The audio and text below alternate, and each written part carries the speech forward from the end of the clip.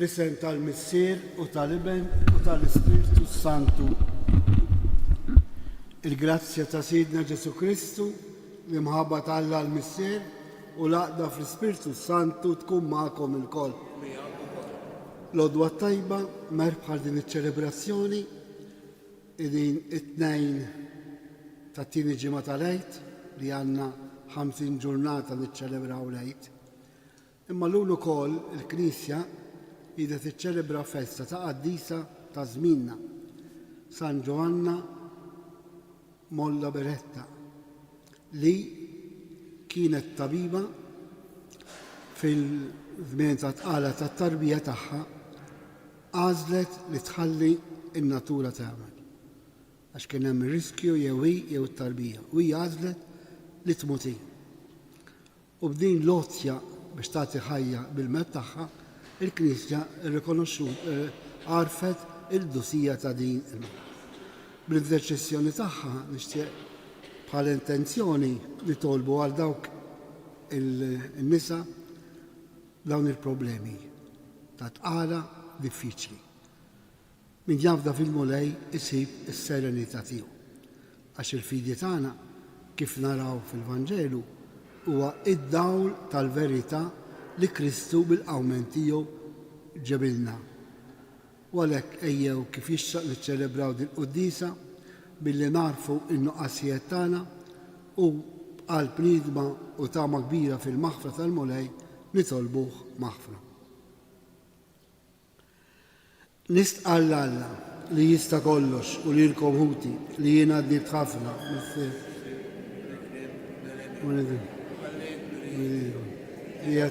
tija tiegħi bl-akbar tija tiegħi. Għalhekk nitlob lill-Qadsa Marija dejjem Verġi, lill-Anġu l-Qaddisin kollha u lilkom ħuti biex titolbu għalija il-mulej Alla tagħna. Eħen għalina Alla li jista' kollox jaħfrilna d-dubitna u jwassalna għal ħajja ta' dejjem. Mulej ħnina, Kristu ħnina, mulej ħnina. L-Qdiesa nofru għal suffraġġju ta' Nazzareno Farrugia. Nitolbu. U Alla li tolli lil min iċċekken, inti tiżejjen li Santa Gianna Beretta Molla li bimħabba u sabar tal-aġeb għal-merti u t-talb tagħha għatina li ma ngħajjew qatt inġorru s-salib tagħna u nibqgħu mixja fit-triq ta' mħabbtek. Bibnek Ġesu Kristu Sidna li hu Alla u miegħek jgħix u jsaltan flimkien mal-Ispiritu Santu għal dejjem ta' dejjem.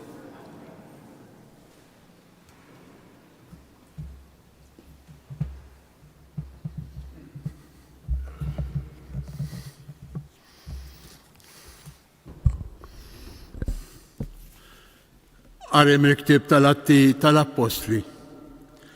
F'dak iż-żmien, malli telquhom mis-Sinedriju, Pietru u Ġwanni marru għand sħabhom u għarfuhom b'dak kollu li l-qassisin il-kbar u x-xjuħ kienu qalulhom. Meta semgħu dan, il-kol flimkien ollew leħinhom lejn Alla u qalu: Osit, int li għamilt is-sema, l-art, il-baħar u kull ma fihom, int li nebbaħt bl-Ispiritu Santu lil David missierna, għaddejtiek u b'fommu għedt. Għaliex ixxewxu il-ġnus u l-poplu naqdu konfoffa waħda għal xejn. Għamu slaten tal-art u l-gbarat inġemgħu flimkien kontra l-mulej u l-Messija tiegħu.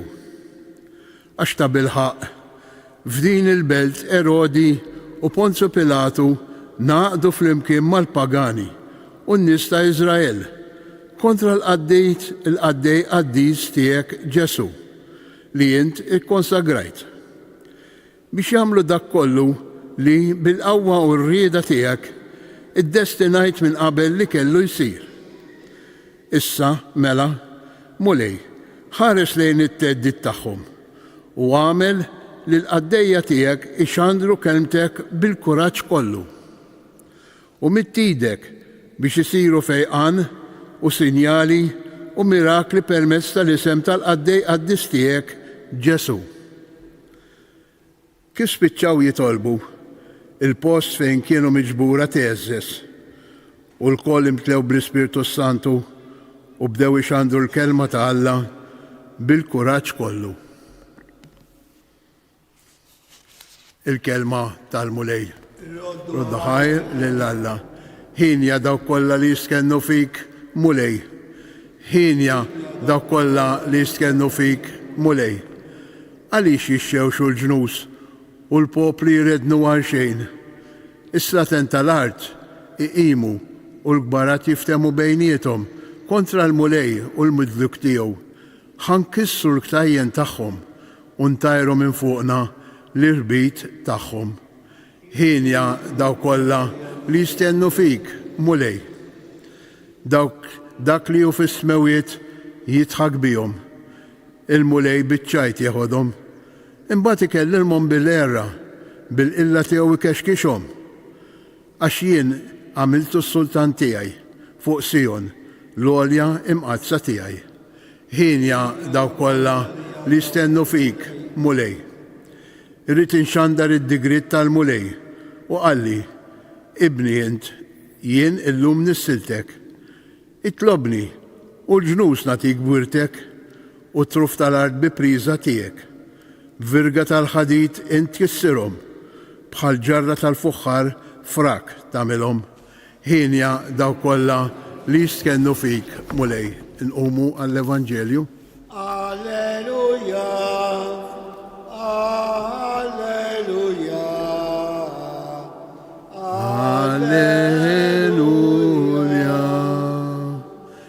Jekk intom il-xuxtajtu ma' Kristu, fitxu ħwejjeġ tas-sema fejn Kristu qiegħed fuq il-lemin ta' Alla.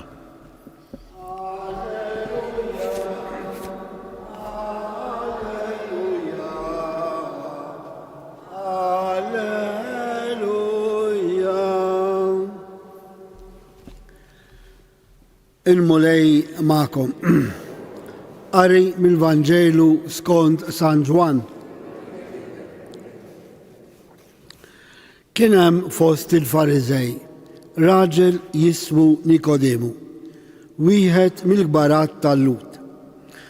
Dan ġie għand Ġesu bil-lejl u għallu: Rabbi, aħna nafu li int mallem magħruf minn Alla, għax ħadd ma jista' jagħmel is-sinjali li qed tagħmel int jekk ma jkunx Alla miegħu. Ġesu wieġbu: tassew ngħidlek li jekk wieħed ma jitwilidx mill-ġdid ma jistax jara s-saltna ta' Alla. Qallu Nikodemu: kif jista' wieħed jitwieled wara li jkun xieħ? Jista' forsi jerġa' jidħol fil-ġuf ommu u jitwieled? Wieġbu Ġesu: tassew ngħidlek, jekk wieħed ma jitwilidx mill-ilma u mill-Ispirtu ma jistax jidħol fis-saltna ta' Alla.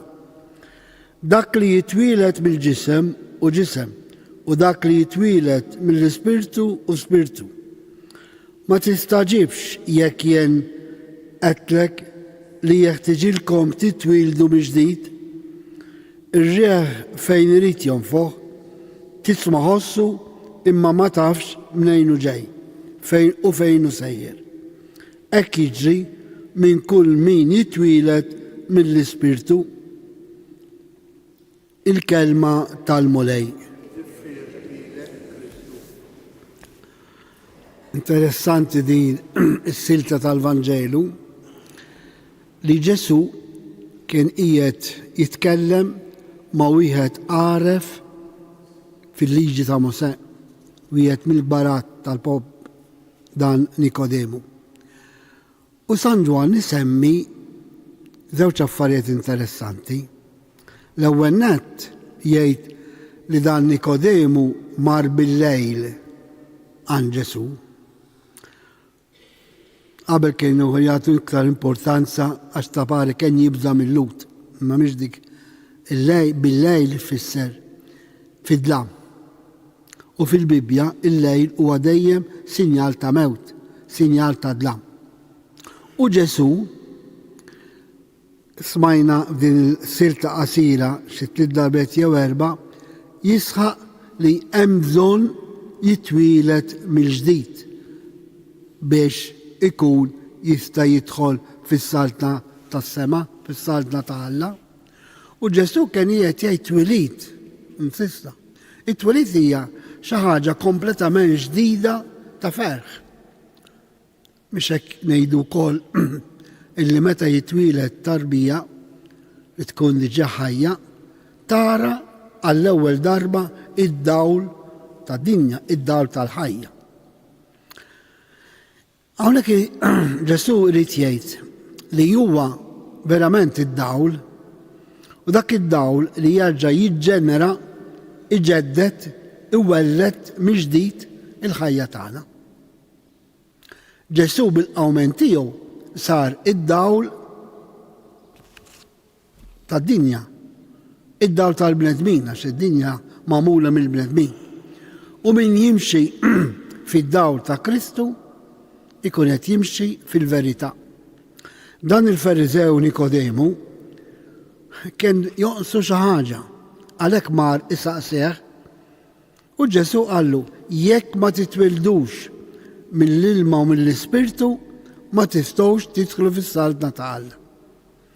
Issa aħna meta dħalna, meta nidħlu fis-saltna ta' Alla?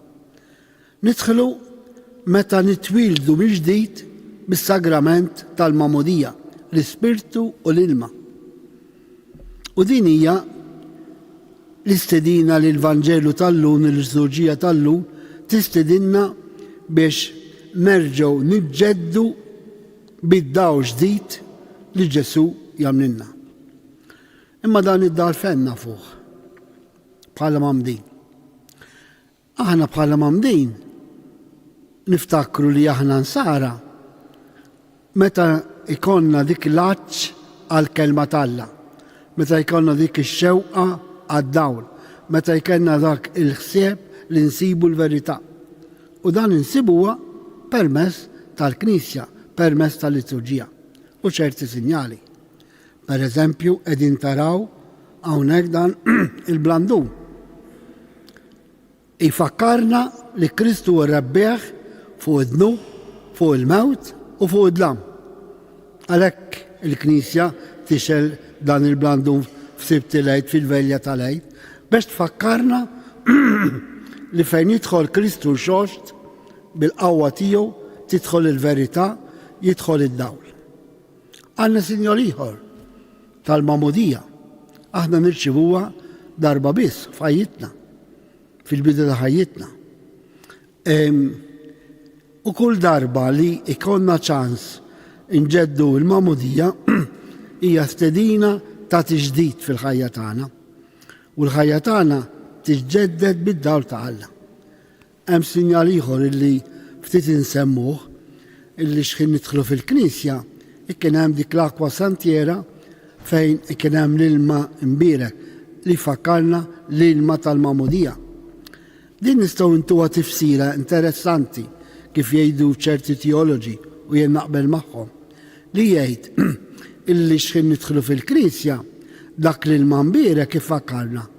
Int twilidt mill-ġdid bil-Magħmudija, sirt iben ta' Alla, sirt nisrani.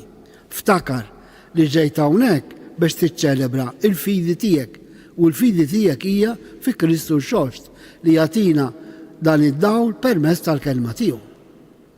U x'ħin noħorġu nerġgħu nagħmlu sinjal b'dan l-ilma mbierek. X'tifsira fija?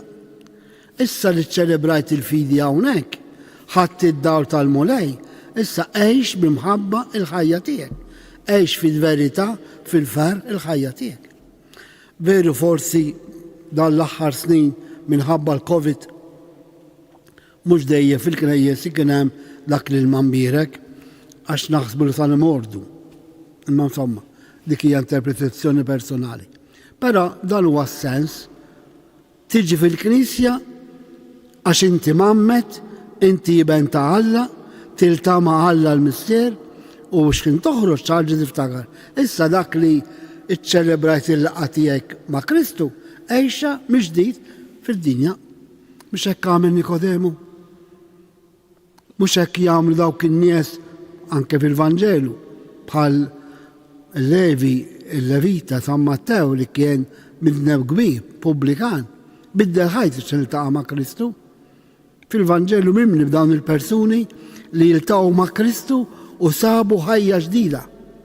U dawn in-nies għadhom sal-lum u nisperaw li nkunu kull wieħed u waħda minna għax il-laqa fil-qudis hija laqa ma' Kristu. Allura nirċievu daw ġdid.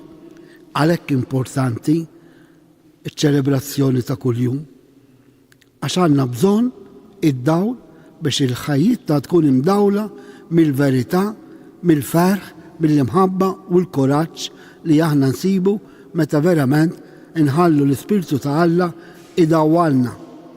Għax dan huwa it-triq lejn il-missier, din hija l-verità li Kristu għamillu wieħed u għax għammu anki aħna inqumu ħajja ġdida. Mhux biss wara l-mewt jew fil-mewt stess, għax il-mewt tiegħu erdet il-mewt tagħna. Imma anke llum kull jum nistgħu nġeddu ħajjitna li nħallu d-dawl veru ta' Alla ta' Kristu xost idawalna biex ħsibijietna, l-għażliet tagħna, l-azzjonijiet tagħna ikunu frott tal-imħabba, frott tad-dawl li aħna irċevejna mingħand Kristu.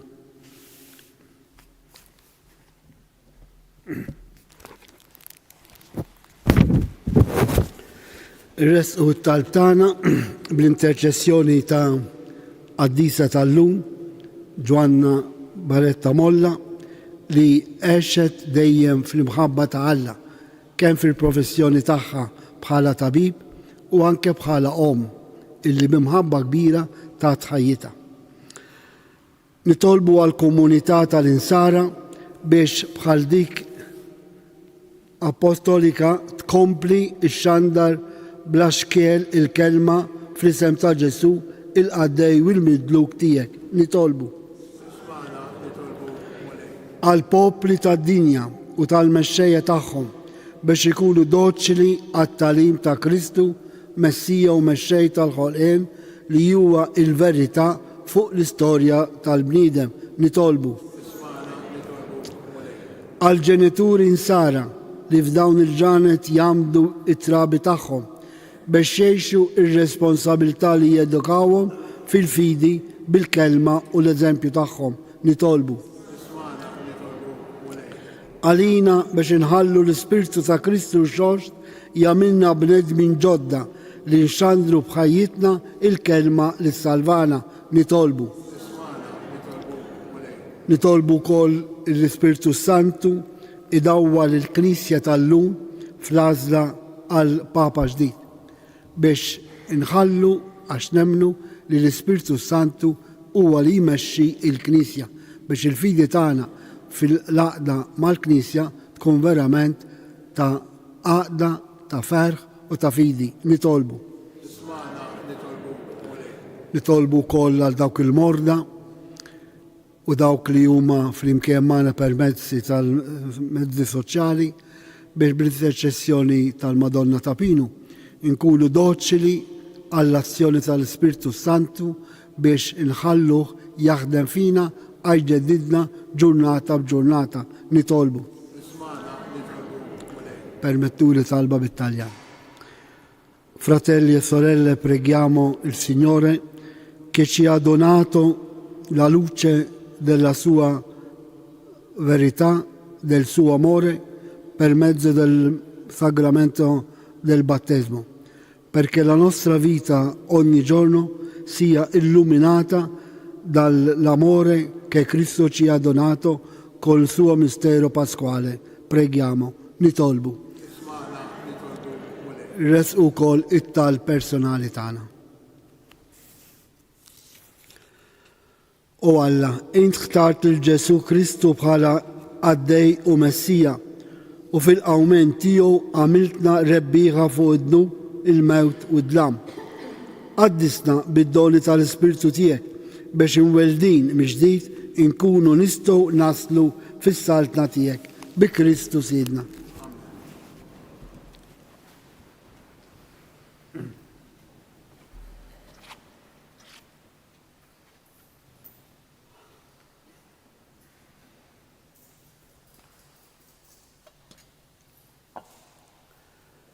Imbirek int mulej Alla tal-ħolqien kollu.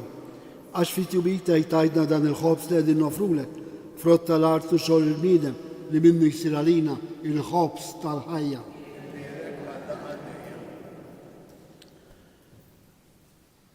Bil-misteru ta' dal-ilma u l-imbit, nieħdu sem fin-natura divina ta' Kristu kif hu jissieħeb magħna fin-natura tagħna il-bnedmin.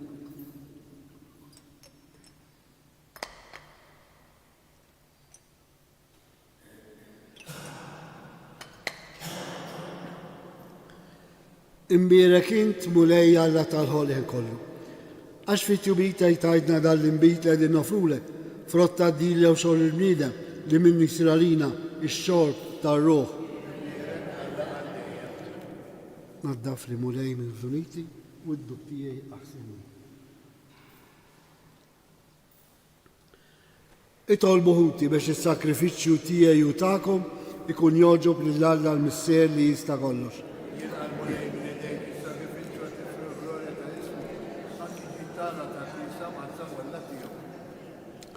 Ħares mulej lejn il-vittma li l-poplu tiegħek ser joffrilek bil-qima kbira fġeħ il-qaddejja tiegħek Santa Gianna Beretta Molla u għamel li dan is-sakrifiċċju ikun taġid għas-salvazzjoni tagħna bi Kristu Sidna. Il-mulej magħkom. Nerfgħu qlubna l fuq. Niżukħaj lill-mulej Alla tagħna. Sewwa u xieraq tas-sew Missier Qaddis tajjeb u taġid tas-salvazzjoni tagħna li dolodu u f'kull sitwazzjoni nistqarru l-glorja tiegħek iżda affer akbar inxandruha f'dan iż-żmien li fih ġie ssakrifikat Kristu il-ħaruf tal-għid tagħna. Bih u let id-dawl jitwildu mill-ħajja għal ħajja ta' dejjem. Bih il-bibien tas-saltna tas-sema infettħu għal-fidili, għax il-mewt tiegħu erdet il-mewt tagħna u l-qawmen tiegħu omna l-koll għal-ħajja ġdida. Għalhekk dan il-ferħ tal-għid imxerret ma' kull imkien fid-dinja, il-bnedmin kollha jimtlew bil-għena u l-qawwiet tas-sema mas-setat tal-anġli jindrulek innu ta' glorja u bla għeda itennulek Qaddis, Qaddis, Qaddis. Ismawet u l-art unrija bil-glorja tiegħek. Osanna fil-għoli ta' sħabek. Imbirek minn ġej fis-sem il-mulej. Osanna fil-għoli ta' sħabek. Qaddis ta' sewint mulej inti lajn ta' kull dusija. Qaddes għalhekk li tolbu dal-offerti bil-barka tal-Ispirtu tiegħek biex isiru għalina il-ġisem u d-dem ta' Sidna Ġesu Kristu. Li meta kien se jingħata biex minn rajħ ibati ħal ħobs, rat il-ħajr, qasam tali d-disċipli tiegħu u qal: ħudu u kulu il-kol minn dan, għax dan huwa ġismi li jingħata għalikom.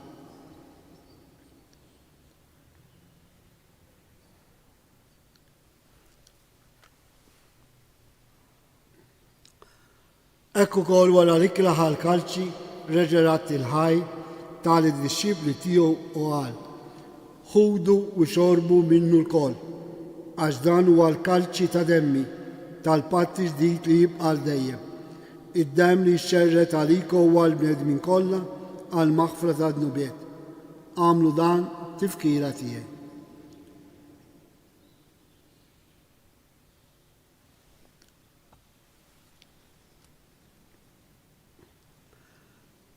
Danu il-misteru tal-fidi, inħabru il-mewt tiegħek mulej, nixxandru bil-fer għawnek, nistennewk sama.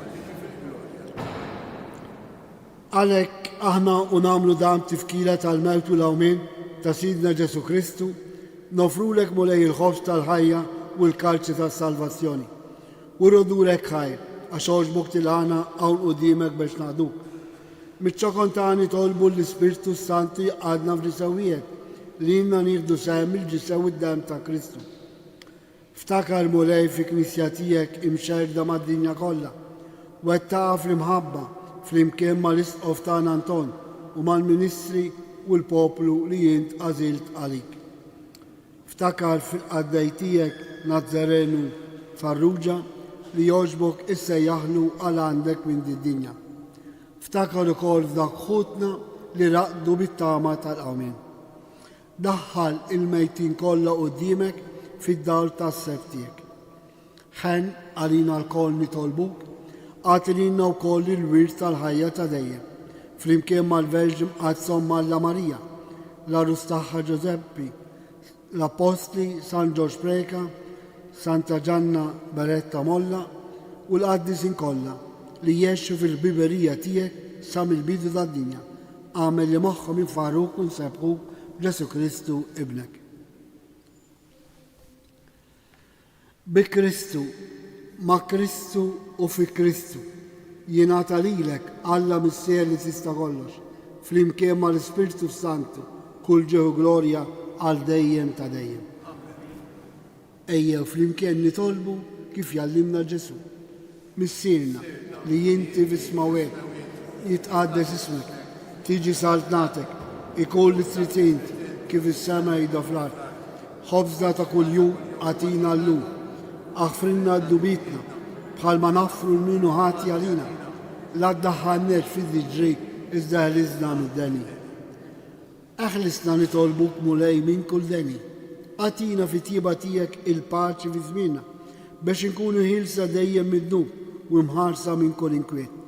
Aħna u nistennew u nittamaw elena u l-miġġa tas-Salvatur tagħna Ġesu Kristu. Mulej Ġesu Kristu, li għedt l-apposti tiegħek, inħalilkom islem nagħtikom islem tiegħi. La tħares lejn id-nubet tagħna, iżda ħares lejn il-fidi tal-Knisja tiegħek. Għati jaslemu laqda li jint trid fiha, int li tgħix fis-saltan għal dejjem ta' dejjem. Il-paċi ta' Ġesu kun dejjem magħkom. Għatu sinjal ta' paċi lil xulxin. Il-ġisem u d-dem ta' Kristu f'dan il-kalċi li ser nitqarmu bihom ikun jiswewna għal ħajja ta' dejjem. Ħarruf Alla, mulej Ġesu Kristu, għalbina bitkux ta' d-marija, iżda t-siba t-siba tkun għalija. Ferħan, serħan, ferħan, talba. Danu Ġesu ir-rebbieħ fuq il-mewt. Dan huwa id-dawl tad-dinja. Dan huwa l-ħaruf li naħħi id-nubet tad-dinja. Ħejjin aħna l-mistiedna għall-ikla tal-ħaruf.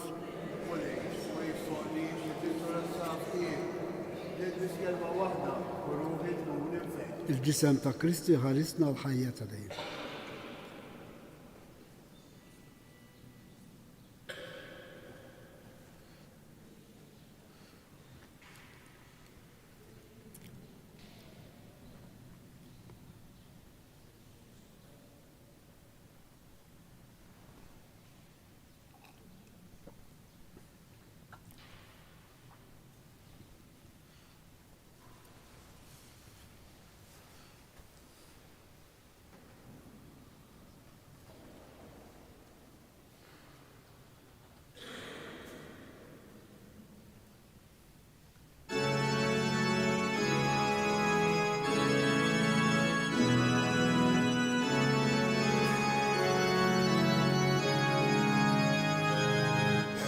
Imbirek mulej għal dejjem u imbirek li sem għaddis tiegħek. Alleluja, alleluja.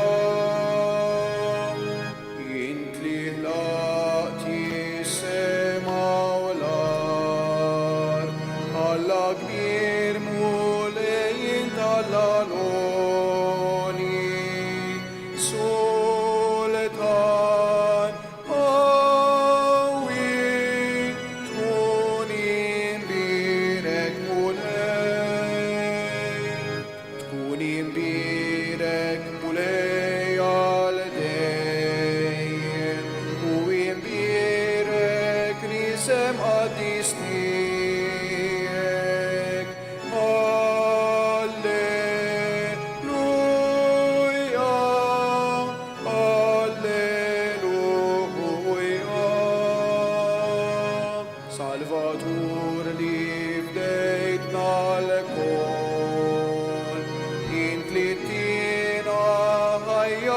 سلامة جديدة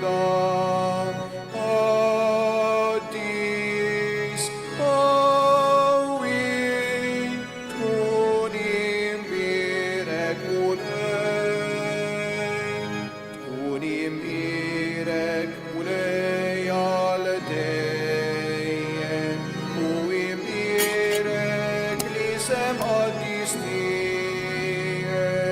هللويا هللويا.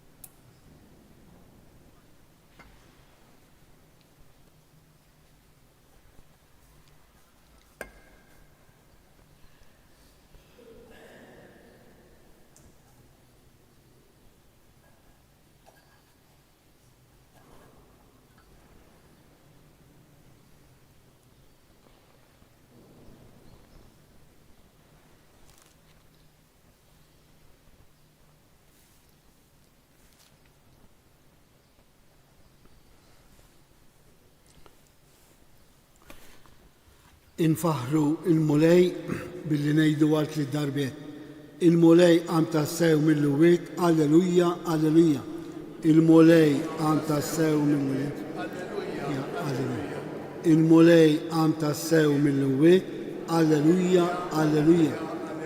Il-mulej għam tassew mill-wiet, alleluja, alleluja. Nitolbu.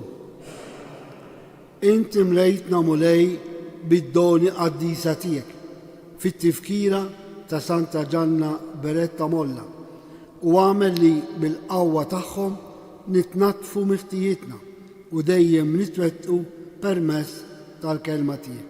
Bi Kristu Sidna. Qabel il-barka ngħidu talba flimkien il-Madonna ta' Pinu biex iżżomm dejjem imħabbita fuqna ħalli aħna nimxu kif xeti dik li saret u jgħida il-qaddejja tal-mulej. U min jagħmel irida tal-Alla ikun verament il-qaddej ta' Alla. Għalhekk ngħidu flimkien. Slima lik Marija bil-grazzja mimlija, il-mulej miegħek, imbirkejnti fost in-nisa, u mbierek il-frott tal-ġuftej Ġesu. Qaddisa Marija u Malla, tlob għalina meta inbin, issa u fis-sija tal-mewt tal-Amen. U Marija li tħalt fid-dinja mingħajr seba' il-mulej magħkom. Iberikkom Alla li jista' kollox, il-Missier, l-Iben u l-Ispiritu Sant. Morru għejxu il-paċi ta' Kristu. Il-ġurnata tajba lil kulħadd.